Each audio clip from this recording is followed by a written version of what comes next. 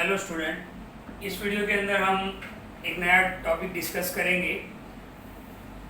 Last video के अंदर हमने सेल वॉल के बारे में पढ़ा था। ओके, सेल वॉल क्या है, सेल वॉल की फंक्शन क्या है। अगर आपने वीडियो नहीं देखा है तो एक बार ज़रूर देखें। आज हम बात करेंगे न्यूक्लियस की। ओके, आपको पता होगा कि कोई भी सेल होता है उसके बीच में जो होता है दैट इज न्यूक्लियस। ओके, तो ध्यान से देखो, न्यूक्लियस के बारे में हमें पढ़ना है। मोस्ट आईएमपी क्वेश्चन है, एग्जाम में पूछते हैं शॉर्ट नोट ऑन न्यूक्लियस। तो न्यूक्लियस क्या होता है? सबसे पहला point, headquarter of the cell. Cell का क्या है? हेड क्वार्टर है, यानी मेन पॉइंट है वो। तो सबसे पहला पॉइंट आप याद रखोगे कि न्यूक्लियस क्या है? Headquarter of the cell. Okay, number 2, इसके बाद अगर बात करें तो सेल के अंदर जितनी भी एक्टिविटीज होती है जिसको हम सेल्यूलर एक्टिविटीज बोलेंगे। ओके, आगे हमें पढ़ना है कौन कौन सी सेल्यूलर एक्टिविटीज है, बट अभी आप इतना याद रखो कि सेल के अंदर जितनी भी एक्टिविटीज होती है उनको हम सेल्यूलर एक्टिविटीज बोलते हैं। तो इन सारी जो सेल्यूलर एक्टिविटीज है उसको कंट्रोल और डायरेक्ट करने का काम कौन करता है? न्यूक्लियस करता है। तो न्यूक्लियस क्या करेगा? Nucleus direct and control the cellular activities. Cellular activities का मतलब क्या होगा? सेल के अंदर होने वाली सारी एक्टिविटीज। आगे हम धीरे धीरे पढ़ेंगे कौन कौन सी एक्टिविटीज है। तो न्यूक्लियस क्या है? Headquarter of the cell है। और दूसरा, जो सेल्यूलर एक्टिविटीज जो होती है, सेल की जितनी भी एक्टिविटीज है वो उसको कंट्रोल करने का काम कौन करता है? न्यूक्लियस करता है। ओके, और सबसे इंपॉर्टेंट बात, थर्ड पॉइंट पर आते हैं। पहला point headquarter of the cell. Number 2, cellular activities को न्यूक्लियस क्या करता है? कंट्रोल करता है और डायरेक्ट करता है। सेल डेवलपमेंट में भी न्यूक्लियस का बहुत इंपॉर्टेंट रोल होता है। ओके, तो ये भी आप याद रखोगे कि सेल डेवलपमेंट के लिए भी न्यूक्लियस अपना इंपॉर्टेंट रोल प्ले करता है। एक और चीज बताओ कि आपने ये देखा होगा कि ये एक सेल है, सेल के बीचों बीच न्यूक्लियस होता है, राइट? तो ध्यान से देखो, ये जो न्यूक्लियस है, ओके, इसके आसपास एक डबल लेयरिंग होता है, राइट? तो उसको हम बोलेंगे न्यूक्लियस मेम्ब्रेन। क्या बोलेंगे? Nucleus membrane. मेम्ब्रेन यानी दीवार। तो न्यूक्लियस की जो दीवार है उसको हम न्यूक्लियर मेम्ब्रेन बोलेंगे, राइट? ओके, अब आपको पता होना चाहिए एक और चीज आपको यहाँ पर सीखनी है कि सेल जो होता है, टाइप्स ऑफ सेल, ये भी एक इंपॉर्टेंट क्वेश्चन है जो हम इसी न्यूक्लियस के अंदर डिस्कस कर लेंगे। तो टाइप्स ऑफ सेल, सेल दो टाइप के होते हैं। एक होता है प्रोकैरियोटिक सेल और दूसरा होता है यूकैरियोटिक सेल। स्टैंडर्ड 8 में भी हमने पढ़ा था प्रोकैरियोटिक एंड यूकैरियोटिक। प्रोकैरियोटिक जो सेल होता है उसमें न्यूक्लियस जो होता है वो वेल डिफाइंड नहीं होता है। तो ये पॉइंट हमें न्यूक्लियस के अंदर ही लिखना है कि in prokaryotic cell nucleus is not well defined. Nucleus होता तो है लेकिन वेल डिफाइंड यानी बिल्कुल क्लीन नहीं दिखता है, वो नॉट वेल डिफाइंड होता है। और वो उसके एग्जांपल कौन कौन से होंगे? यूनिसेल्यूलर। यूनिसेल्यूलर का मतलब क्या होता है? हमने आगे के वीडियो में देखा है, इसकी पूरी बॉडी के अंदर एक ही सेल होगा। तो यूनिसेल्यूलर जितने भी बैक्टीरिया होते हैं वो प्रोकैरियोटिक सेल होता है और जिसमें न्यूक्लियस वेल डिफाइंड नहीं होता है। और यूकैरियोटिक सेल की बात करें तो न्यूक्लियस इज वेल डिफाइंड, जैसे हमारे अंदर होता है। Cells of plants and animals, इसमें एनिमल्स यानी we are social animals, right? तो यूकैरियोटिक सेल के अंदर न्यूक्लियस जो होता है वो वेल डिफाइंड होता है। ओके, न्यूक्लियस के आसपास जो डबल लेयरिंग होता है उसको हम बोलेंगे न्यूक्लियर मेम्ब्रेन। क्या बोलेंगे? Nuclear membrane. मेम्ब्रेन यानी दीवार। ओके, जो डबल लेयर्ड होती है। क्या होती है? डबल लेयर्ड होती है। तो आपको अच्छे से समझ में आ गया होगा कि न्यूक्लियस क्या है। और भी चीज हमें पढ़ना है कि ये जो न्यूक्लियर मेम्ब्रेन है, जो डबल लेयर है, इसमें छोटे छोटे पोर्स होते हैं। छोटे छोटे क्या होते हैं? पोर्स होते हैं। किसके अंदर? न्यूक्लियर मेम्ब्रेन के अंदर। न्यूक्लियर मेम्ब्रेन क्या है? न्यूक्लियस के आसपास का लेयर है जो डबल लेयर होता है। इसके अंदर छोटे छोटे पोर्स होते हैं। तो पहले चीजें क्या करेगी? प्लाज्मा मेम्ब्रेन से साइटोप्लाज्म में आएगी, फिर साइटोप्लाज्म से अंदर जाएगी।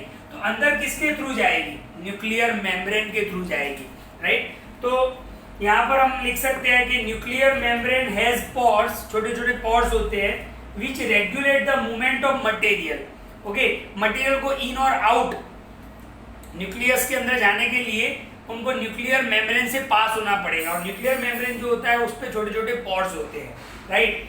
अब ये न्यूक्लियस में होता क्या है, जो बीच में आप स्ट्रक्चर देख रहे हो दैट इज न्यूक्लियस। तो ये न्यूक्लियस के अंदर 3 चीजें होती है, इसके नाम आपको याद रखने हैं। नंबर 1 न्यूक्लियोलस, आगे हम पढ़ेंगे न्यूक्लियोलस के बारे में, आपको डीप में 11-12 में भी पढ़ना है। तो न्यूक्लियस के अंदर 3 चीजें होती है, nucleolus. Number 2 chromosomes, and number 3 chromatic material, chromatin material, chromatin MATIN, chromatin material होता है, इसको क्रोमेटिक भी बोल देते हैं कभी कभी। तो ध्यान से देखो, इस न्यूक्लियस के अंदर 3 चीजें होती है, nucleolus, chromosomes and chromatin material. Okay, अब इसको थोड़ा हम डीप में देखते हैं। न्यूक्लियोलस को तो आपको अभी डीप में नहीं पढ़ना है, लेकिन हम क्रोमेटिन मटेरियल की बात करेंगे कि ये जो क्रोमेटिन मटेरियल है वो किससे बना होता है। तो क्रोमेटिन मटेरियल जो है वो DNA, जिसका फुल फॉर्म क्या होता है, डीऑक्सीरिबोन्यूक्लिक एसिड। क्या होता है, डीऑक्सीरिबोन्यूक्लिक एसिड। इसको याद कर लेना, एग्जाम में 1 मार्क्स में पूछते हैं what is the full form of DNA। तो क्रोमेटिन मटेरियल जो एक थ्रेड लाइक स्ट्रक्चर होता है, आपने धागा देखा होगा, थ्रेड लाइक स्ट्रक्चर, तो वो क्रोमेटिन मटेरियल होता है। ये क्रोमेटिन मटेरियल किससे बना होता है, DNA यानी डीऑक्सीरिबोन्यूक्लिक एसिड और प्रोटीन से बना होता है। किससे बना होता है, प्रोटीन से। तो न्यूक्लियस के अंदर 3 चीजें होती है, न्यूक्लियोलस, क्रोमेटिन मटेरियल, और तीसरा आता है क्रोमोसोम्स। तो क्रोमोसोम्स की बात करते हैं तो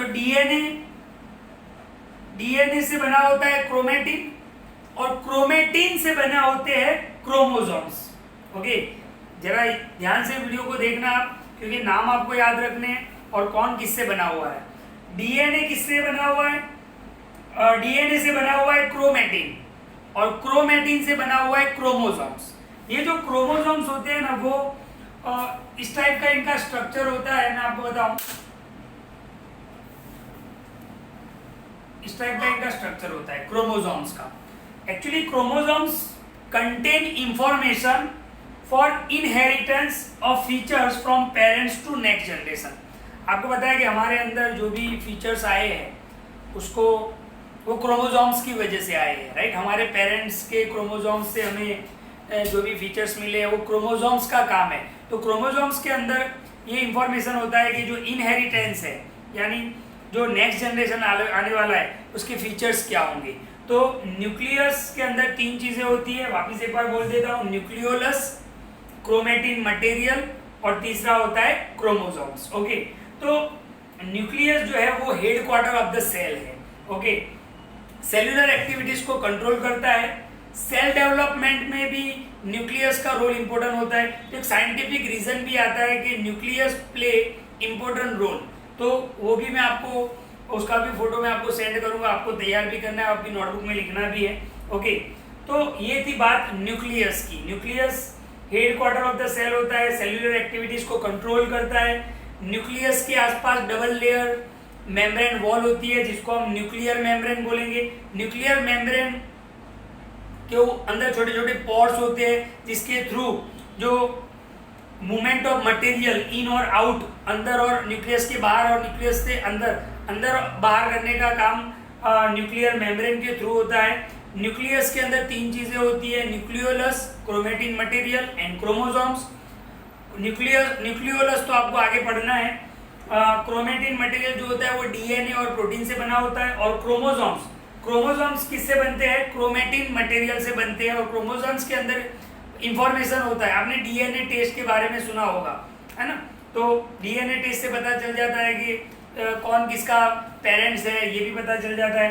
तो क्रोमोसोम्स के अंदर जो फीचर्स की इंफॉर्मेशन होती है, जो इनहेरिटेंस में होते हैं, मतलब पेरेंट्स टू नेक्स्ट जनरेशन में। तो बहुत ही इंपॉर्टेंट टॉपिक है न्यूक्लियस। ओके, तो आपको अच्छे से वीडियो देखना है और इसको समझना है। Thank you.